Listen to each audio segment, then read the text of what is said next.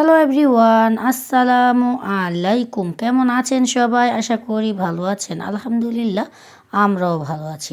আজ আপনাদের সামনে মজাদার এক বিকেলের নাস্তা নিয়ে আবারও হাজির হয়ে গেলাম। চাইলে কিন্তু সকালের নাস্তায়ও এই নাস্তাটা আপনারা পরিবেশন করতে পারবেন।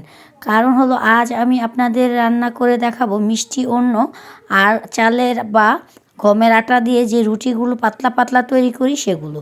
এখন দেখতেই পাচ্ছেন একটি পাতিলে আমি প্রায় 2 কেজি থেকে 2.5 কেজি পরিমাণ গরুর দুধ দিয়ে দিয়েছি। গরুর তরল দুধটা দিয়ে চুলাতে বসিয়ে দিয়েছি।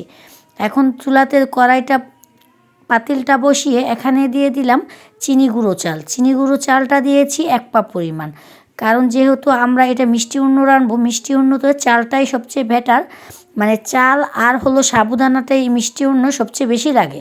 এই জন্য আমি 1 পা পরিমাণ এখানে চাল দিয়ে দিয়েছি। আর এখানে দিয়ে দিলাম স্বাদ মতো লবণ। স্বাদ মতো লবণটা দিয়ে তারপর ভালো করে এটাকে একটু নেড়ে চেড়ে দিচ্ছি যাতে সব কিছু একসাথে মিলিয়ে যায়।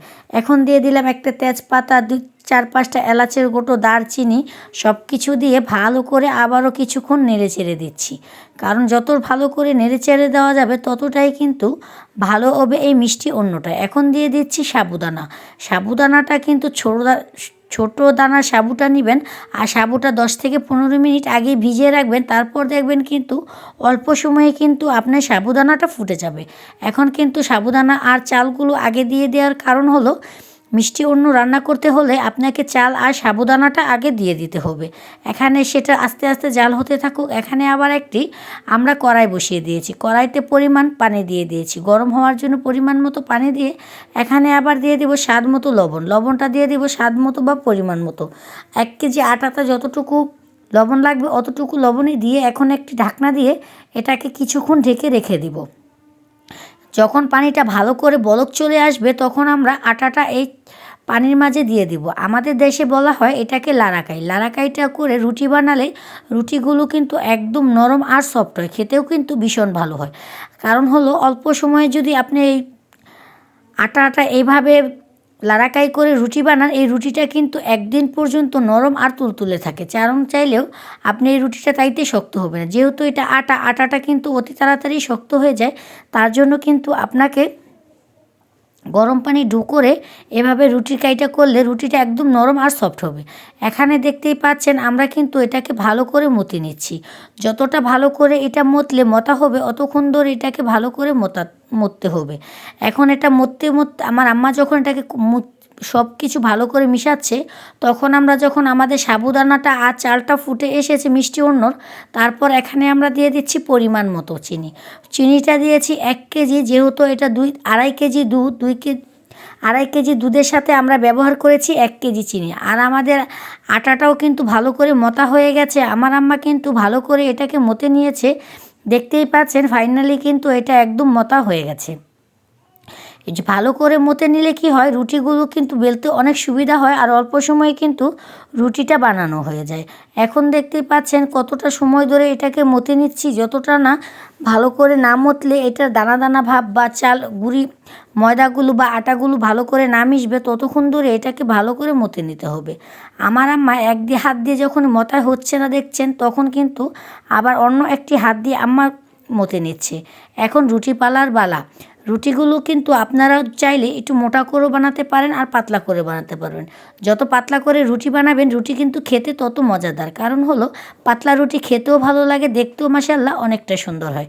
এখন রুটিগুলো বেলে নিচ্ছি আমি। আমার আম্মা ওই পাশে আবার আমাদের মিষ্টি অন্যটা চুলাতে নাড়াচাড়া দিচ্ছে।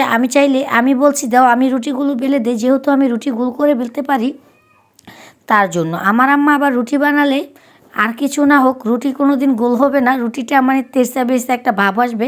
সেটা আমার কাছে কেন জানি ভালো লাগে না। যে জিনিসটা দেখতে ভালো না লাগে সেই জিনিসটা কিন্তু খেতেও ভালো লাগে না। ফাইনালি কিন্তু আমরা একটা রুটি বানিয়ে একটি ডালাতে রেখে দিয়েছি। এভাবে কিন্তু চাইলে অনেকগুলো রুটি একসাথে বেলে তারপর আপনারা আগুনে সেঁকতে পারেন। এখন কিন্তু দেখতে পাচ্ছেন ফাইনালি মিষ্টি অন্নটা কতটা কালারফুল হয়ে গেছে। আর মানে কিছু সময় 4-5 মিনিট জাল করলেই কিন্তু হয়ে যাবে। এখন দিয়ে দিলাম কিছুটা কিশমিশ। কিশমিশটা দিয়ে ভালো করে আমরা 4 থেকে 5 মিনিট এটাকে ভালো করে জাল করে নেব। আর কিশমিশগুলো দেখতেই পাচ্ছেন, কিশমিশগুলো সাইজগুলো কিন্তু মোটামুটি অনেকটা বড়।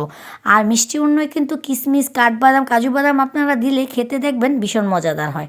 ফাইনালি কিন্তু আমার মিষ্টি উন্নটা একদম রান্না মোটামুটি কমপ্লিট হয়ে গেছে। আর দেখতেই পাচ্ছেন কতটা ঘনত্ব চলে আসছে, আর সাবুদানা আর চিনি গুঁড়ো চালের কালারটাই চেঞ্জ হয়ে গেছে। এভাবে কিন্তু একবার হলো বিকেলের নাস্তায় বা সকালের নাস্তায় মিষ্টি উন্ন আর চালের আটা দিয়ে রুটি বা গমের আটা দিয়ে রুটি বানিয়ে খেয়ে দেখবেন কতটা যে মজাদার টেস্টি লাগে এই নাস্তাটা। কারণ শীত সিজনে কিন্তু মজার মজার খাবারগুলো খাওয়াটা অনেক বেটার। এখন কিন্তু আমার আম্মা রুটিগুলো ছেঁকা শুরু করেছে, দেখতে পাচ্ছেন। ওখানে কিন্তু আমাদের মিষ্টি উন্নটা একদম রান্না কমপ্লিট। এখন আমরা এখানে রুটিগুলো সুন্দর করে ছেঁকে নেব। উল্টিয়ে পাল্টিয়ে রুটিগুলো ছেঁকলে অল্প আছে রুটিগুলো কিন্তু সুন্দর হয় দেখতে, মাশাআল্লাহ ভালো লাগে। রুটিটা যদি পুড়ে যায় তাহলে কিন্তু খেতে ভালো লাগে না। আপনারা চাইলে কিন্তু যেই ছেনি দিয়ে আপনারা রুটিটা উল্টাচ্ছেন পাল্টাচ্ছেন ওই ছেনি দিয়ে কিন্তু একটু চেপে দিতে পারেন। তাহলে কি হবে, সাইডের যে সাইডটা থাকবে ওই সাইডে কিন্তু একদম রুটিটা মানে একদম সিদ্ধ হয়ে যাবে। এখন কিন্তু আমার আম্মা একটু ছোট্ট একটি সুতি টানা নিয়ে এটাকে চেপে চেপে ছেঁকে নিচ্ছে, যাতে রুটিগুলো না পুড়ে আর সুন্দরভাবে ছেঁকা হয়। আমার আম্মা কিন্তু রুটি ছেঁকতে অবশ্যই অনেক সুন্দর করে রুটি ছেঁকে, দেখতে ভাল লাগে। একটা রুটিও কিন্তু পুড়বে না, দেখতে মনে হচ্ছে যেন পরোটা বানিয়েছে। এভাবে কিন্তু আমার আম্মা সবসময় রুটিগুলো ছেঁকে।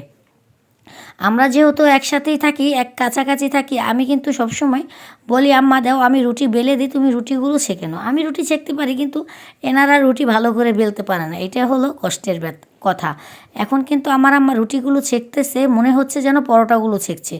কারণ রুটিগুলো যে সুন্দর করে ছেঁকছে, একটা রুটিও কিন্তু পুড়েনি। আর রুটি না পুড়লেই কিন্তু দেখতে ভালো লাগে, খেতেও কিন্তু ভীষণ মজাদার। আরেকটা কথা তো আমি আগেই বলেছি, লাড়াকাই করে যদি আপনারা আটা দিয়ে রুটি তৈরি করেন তাহলে দেখবেন সবগুলো রুটি একদম সফট আর নরম হবে।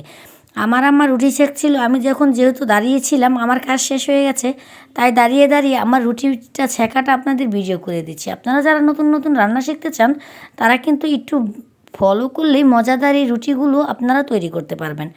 আর যদি চান তাহলে কিন্তু মিষ্টি উন্নর সাথে এই নাস্তাটা রাখতে পারেন। কারণ হলো যারা বিকেলের নাস্তায় মিষ্টি জাতীয় কোনো খাবার খেতে চায় তারা কিন্তু মিষ্টি উন্নটা রানলে এভাবে কিন্তু রুটি বানিয়ে খেয়ে দেখবেন কতটা মজাদার হয়। ফাইনালি কিন্তু আমার মিষ্টি উন্ন আর রুটি বানানো একদম কমপ্লিট, দেখতেই পাচ্ছেন। মাশাল্লাহ মাশাল্লাহ, দেখতে কতটা লোভনীয় হয়েছে, খেতেও কিন্তু ভীষণ মজাদার এই মিষ্টি উন্ন আর আটার রুটি। আপনারা যদি চান তাহলে কিন্তু আমার ভিডিওটা না টেনে ফুল ভিডিওটা দেখলে মজাদার এই মিষ্টি উন্নটা আপনারাও রান্না করতে পারবেন।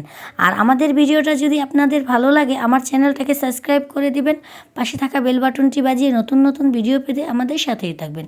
যারা ফেসবুক পেজ থেকে আমার ভিডিওটা দেখছেন তারা আমার ফেসবুক পেজটাকে ফলো করে দিবেন। আমার ফেসবুক পেজটা আপনারা ফলো করে দিলে আমার জন্য অনেক উপকার হতো। আল্লাহ হাফেজ।